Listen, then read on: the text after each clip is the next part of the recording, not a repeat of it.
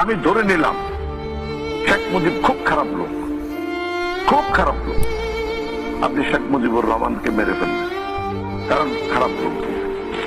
তার পরিবারের 14 গোষ্ঠীকে মারার দরকার হলো কেন? এই যে আপনি ব্যক্তি শেখ মুজিবকে মারতেন, তাহলে আপনি একভাবে বুঝতাম, কিন্তু আপনি যখন তাকে নির্বংশ করতে চাচ্ছেন, সেখানে একটা সিগনেচার আছে।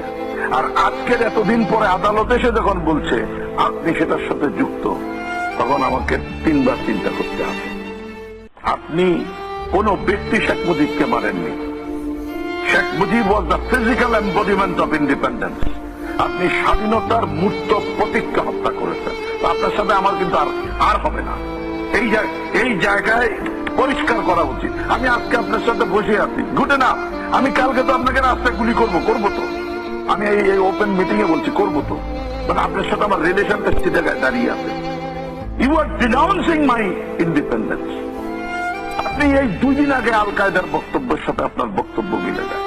আপনি ভুলে যান কেন এই দেশে একটা 15ই আগস্ট হয়েছে? আপনি ভুলে যান কেন এখানে 21শে আগস্ট হয়েছে? আপনারা কেন ভুলে যান যে এই দুর্ঘটনাগুলোর সাথে যুক্ত কিছু লোক আছে, কারো প্রতি আঙ্গুল নির্দেশ করা হচ্ছে?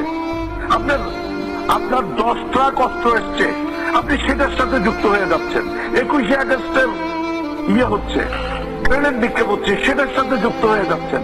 15ই আগস্টের ঘটনা, সেটার সাথে যুক্ত হয়ে যাচ্ছেন। আপনার প্রশ্ন উঠবে না এই জাতিতে?